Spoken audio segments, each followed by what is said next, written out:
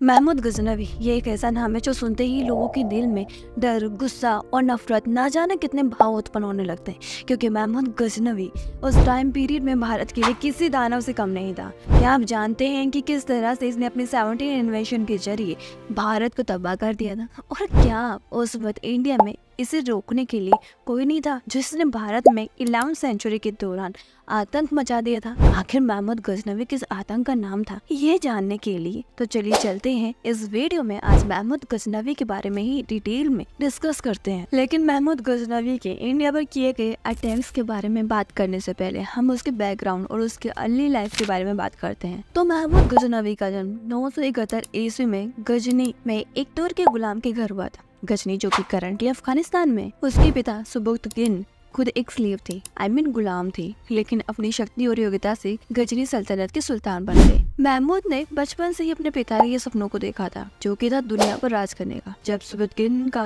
देहांत हुआ, महमूद ने 27 साल की उम्र में सल्तनत का कंट्रोल अपने हाथों में ले लिया। अब महमूद का सिर्फ एक ही लक्ष्य था, अपने पिता के राज्य को और बड़ा बनाना, और अपने इसी एम्बिशन को पूरा करने के लिए उसे जरूरत थी धन और संपत्ति की, और इसलिए उसने अपने स्पाइस को काम पर लगा दिया। अपने जासूसों को काम पर लगा दिया। और उस टाइम पीरियड में इंडिया धन, संस्कृति और धर्म का एक महान केंद्र था। महमूद के स्पाइस ने उसे बताया था कि यहाँ के मंदिरों में बेपनाह दौलत है, सोना है, चांदी है, रत्न है, ना जाने कितने गहने मौजूद है। महमूद गजनवी को धन तो चाहिए ही था, लेकिन he also wanted to establish his name as the greatest Islamic conqueror. इसलिए हर जीत के बाद महमूद अपने शहर में वापस जाता और अपनी आर्मी को और बड़ा और शक्तिशाली बनाता। लेकिन अभी भी एक सवाल आता है, क्या उसने इंडिया को सिर्फ धन दौलत के लिए ही टारगेट किया था? तो इसका जवाब है नहीं, क्योंकि वह अपने आप को इस्लाम का प्रचारक भी मानता था। और इसीलिए जब उसने भारत के बारे में सुना, जो कि उस टाइम पीरियड में अपनी संस्कृति और समृद्धि के लिए प्रसिद्ध था, तो उसे धन के साथ इतिहास में नाम बनाने का मौका भी मिला, और इसीलिए उसने भारत के मंदिरों को टारगेट किया था। महमूद गजनवी का पहला निशाना था पंजाब के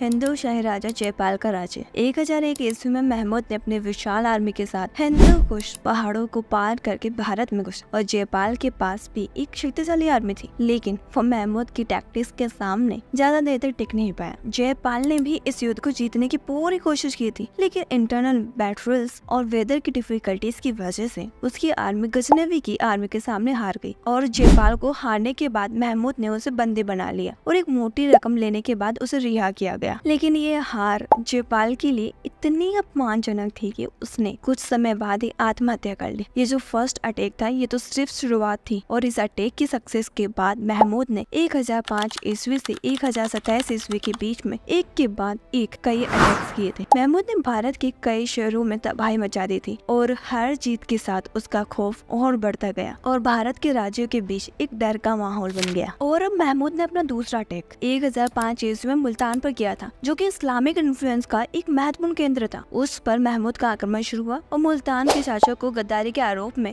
बंदी बनाकर महमूद ने यहाँ पर अपना राज्य स्थापित किया।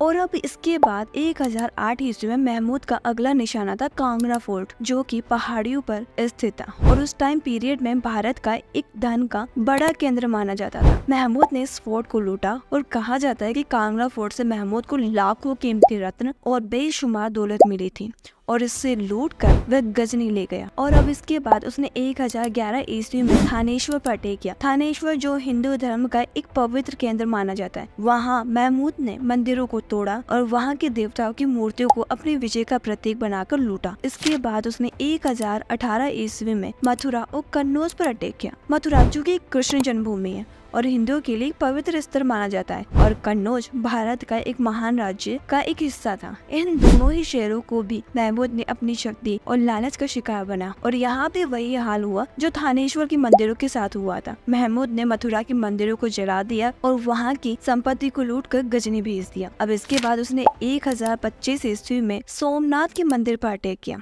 1025 ईस्वी का यह अटैक महमूद के लिए उसके सबसे ज्यादा यादगार विजय थी। सोमनाथ गुजरात का एक प्राचीन शिव मंदिर था जो अपनी अद्भुत संपत्ति के लिए प्रसिद्ध था। इस अटैक में उसने न सिर्फ मंदिर को बर्बाद किया बल्कि हजारों भक्तों को मार दिया। कहते हैं कि उसने शिवलिंग को भी तोड़ दिया था और वहां से कितना ही सोना और गहना लूट कर अपने साथ ले गया था। सोमनाथ का अटैक भारत के इतिहास में एक कड़वी याद बनकर रह गया और ये अटैक सिर्फ एक लूट नहीं था, It was an attack on the pride and faith of the people. Mahmood Ghaznavi अपने हर अटैक के बाद गजनी वापस जाता और अपने शहरों को और ज्यादा समृद्ध बनाता। हर लूट से वो अपने आर्मी को और पावरफुल बनाता और अपने राज्यों में शानदार इमारतें बनवाता। आज भी अफगानिस्तान में महमूद के नाम पर कई ऐतिहासिक स्मारक मौजूद हैं, लेकिन भारत के लिए महमूद का नाम हमेशा एक दर्द भरी कहानी के रूप में याद किया जाता है। उसने भारत को लूटकर सिर्फ धन ही नहीं छीना था बल्कि देश के सांस्कृतिक इतिहास पर भी गहरी चोट पहुंचाई थी। अगर हम महमूद गजनवी के इंडिया पर इम्पैक्ट की बात करें तो महमूद गजनवी के अटैक्स का असर भारत पर गहरा था। नॉर्थ इंडिया के राज्य कमजोर हो गए थे, हिंदू राज्यों में एक विखंडन और असुरक्षा की भावनाएं बढ़ गई थी। भारत का धार्मिक और सांस्कृतिक जीवन इतना प्रभावित हुआ था कि महमूद ने जिन मंदिरों को तोड़ा उन स्थानों पर दोबारा कभी भी मंदिरों का निर्माण नहीं हो पाया था और इसके साथ ही महमूद ने अपने अटैक्स के बाद भारत में एक रास्ता खोल दिया था मुस्लिम इन्वेंशन का। उसके बाद कई और अफगान और मुगल आक्रमण हुए जिसने भारत के इतिहास को हमेशा के लिए बदल दिया था। एंड फाइनली वीडियो के कंक्लूजन में हम ये कह सकते हैं कि महमूद गजनवी के 17 अटैक्स ने इंडियन हिस्ट्री को प्रभावित किया था। और अब आपको कमेंट सेक्शन में कमेंट करके बताना है कि आप इस वीडियो के बारे में क्या सोचते हैं। और हाँ, वीडियो को लाइक करना और चैनल को सब्सक्राइब करना बिल्कुल ना भूलें।